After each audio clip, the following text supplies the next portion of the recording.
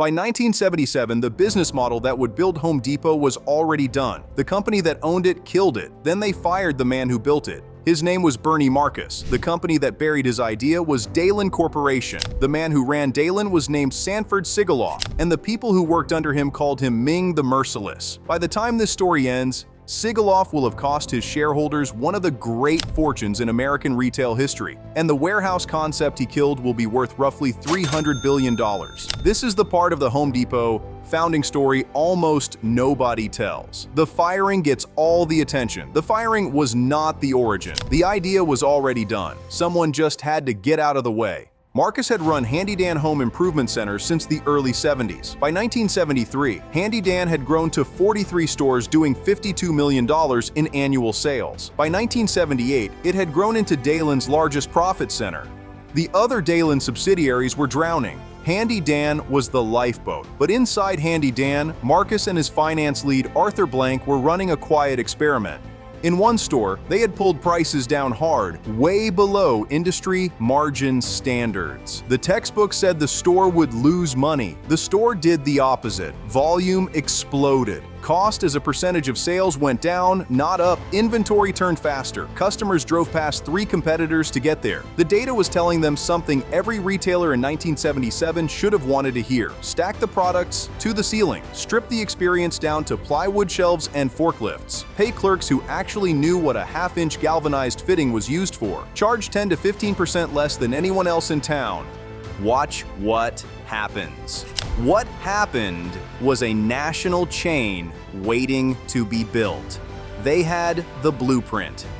Dalen had filed for Chapter 11 bankruptcy in February 1975. The board had brought in Sanford Sigoloff to save the company. Sigoloff was a turnaround specialist with a specific reputation. He had pulled Dalen out of Chapter 11 in 18 months. The way he did it was simple. He fired more than half of the company's 16,000 employees.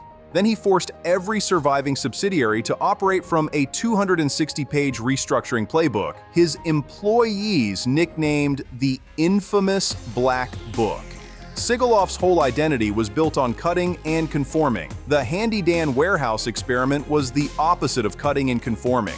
The warehouse format meant bigger stores, deeper inventory, and more product on the shelves than any home improvement chain in the country was willing to carry. It contradicted the entire restructuring playbook he had just been celebrated for executing, and it was working better than anything else in the company. There was another problem. Bernie Marcus was getting the credit. Inside Dalen, employees did not call Marcus Mr. They called him Bernie. He ran the only profitable subsidiary, and he ran it nothing like the man at the top. Sigoloff did what turnaround executives often do when they encounter an outlier they cannot control. He did not study it. He moved to eliminate it. Marcus had one piece of protection inside the boardroom. An investment banker out of New York named Ken Langone had bought roughly 14% of Handy Dan's shares. Langone had spotted Marcus from the outside and decided his judgment was worth backing. He acted as a buffer between Marcus and Sigoloff. Sigoloff's first move was not to fire Marcus. His first move was to buy out Langone. He paid Langone for his shares and removed Marcus's last advocate inside the boardroom. Then he waited for a pretext. The pretext arrived in early 1978 in a small Handy Dan store in San Jose, California. A subordinate manager had improperly set up a fund used to resist a unionization effort at that single location. It was a real violation. It was also exactly the kind of issue a competent CEO handles with a memo and a written reprimand to the manager involved. Sigoloff did not handle it that way. On April 14, 1978, Bernie Marcus and Arthur Blank were called to Dalen's West Los Angeles headquarters for what they had been told was a corporate planning meeting. They drove in together. They walked into the building together. The moment they cleared the lobby, they were separated. Marcus was taken into one room. Blank was taken into a different room down the hall. They were fired simultaneously on the same pretext by people who had been instructed to keep them apart so they could not coordinate a response. Marcus was 49 years old. He had built Handy Dan into the only Dalen subsidiary worth owning. He walked out of the building thinking, in his own words, "I'm 49 years old and I'm finished." He drove home. The phone rang within hours. It was Ken Langone, the man Sigoloff had just bought out of the boardroom. Langone had heard, and Langone said the line that, in retrospect, is the actual hinge point of the entire Home Depot story.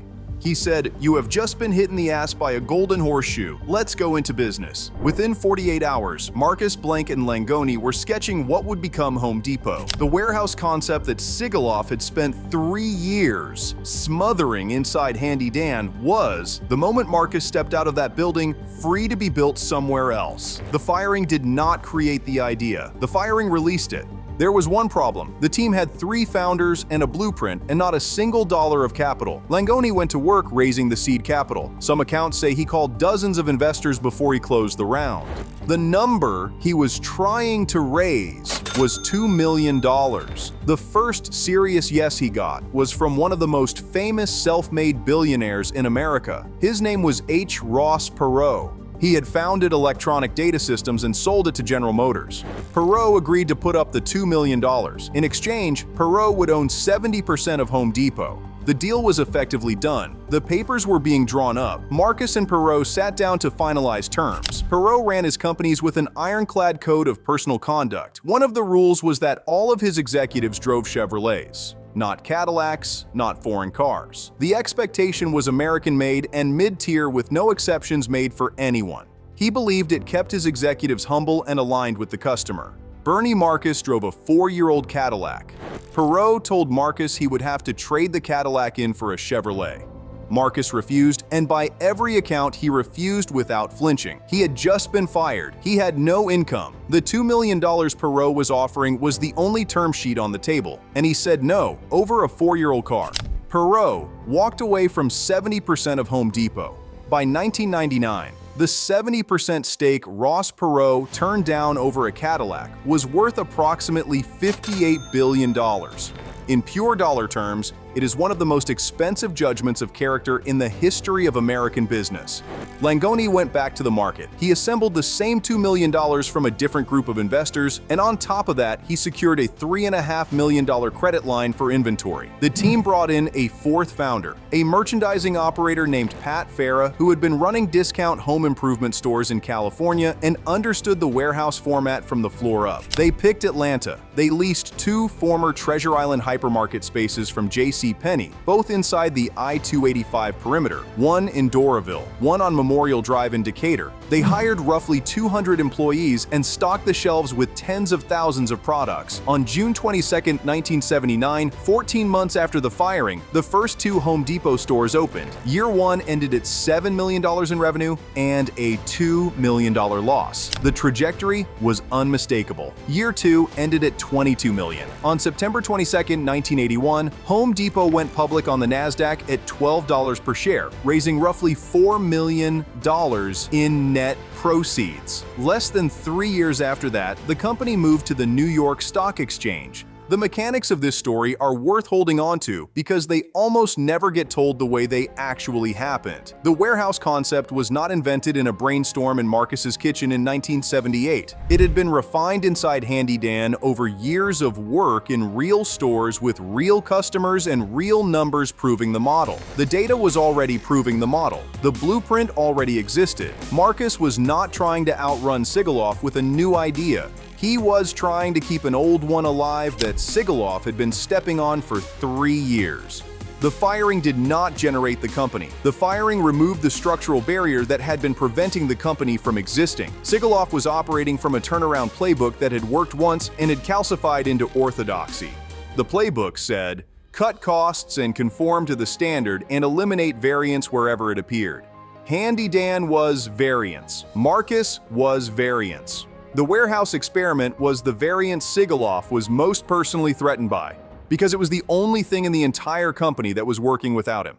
Sigoloff fired the variance. The variance went and built a $300 billion company across the street. Ross Perot's mistake was a different kind of mistake. Perot was not stepping on the idea. Perot was being asked to bet on the operator. Perot was looking across the table at a 49-year-old man who had just been fired and had no other options, and he decided that the man's refusal to give up a 4-year-old Cadillac was a character flag worth walking away from. What Perot read as ego, Marcus's eventual co-investors read as conviction. A man who will not trade his Cadillac to take $2 million even when he is broke is a man who will not flinch later either. He is the same man who, in year 1, watches his Doraville warehouse do $7 million in revenue and $2 million in losses without changing course. That is the same character trait, viewed through two different frames, valued at $58 billion in difference. The opening of this story said the warehouse model that built Home Depot was already done in 1977. That is the part nobody covers, and it is the part that matters most for anyone who has ever watched a good idea die inside a company.